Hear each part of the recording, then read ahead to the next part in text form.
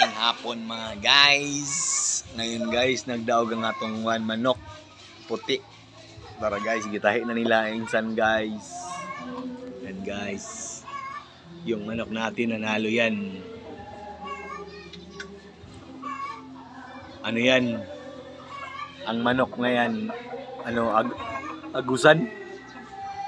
Agusan yan guys. Yung manok natin, meron siyang dilaw sa kanyang yung harap niya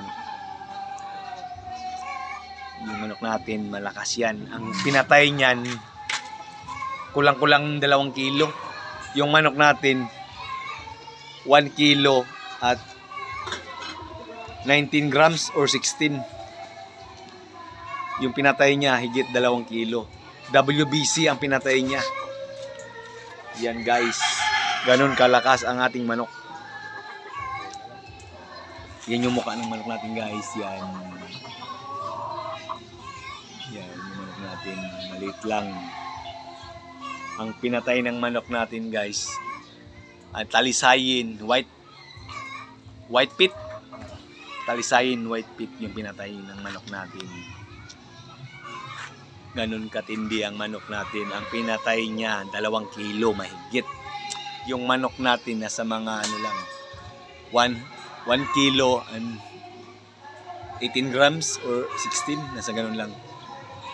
Yung manok natin, yung agusan, yung manok natin puti na may yelo.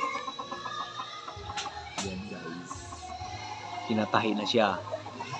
Ibabalik natin yan sa bungan mga November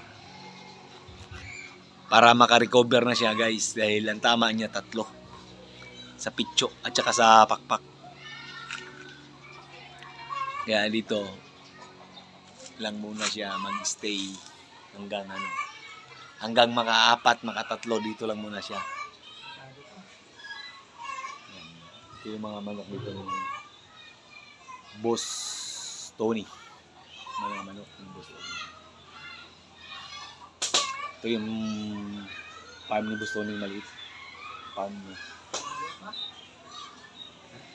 Yan guys, manok ng natin yan. Manok yan ni Boy Patik. Yung isa nakaisa rin. Nakarang linggo.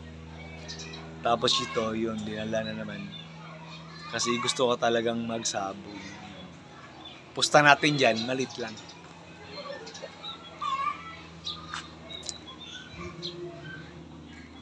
Kasi lang yung manok ko eh.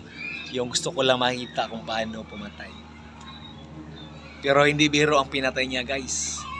WBC. Naka-6 na panalo na. Siya wala pa. Ngayon pa lang siya pumatay. Kaya guys, nakakabilib yung manok natin. Small lang, small. Small lang yung natin manok. Yan guys, hanggang dito na lang tayo mga guys. Sa feeds ni Boy Patik. Tingin lang kayo sa feeds ni Boy Patik. Dito lang tayo sa lugar ng Anunas, Pangpang. Geng-geng. Geng-geng tayo, geng-geng.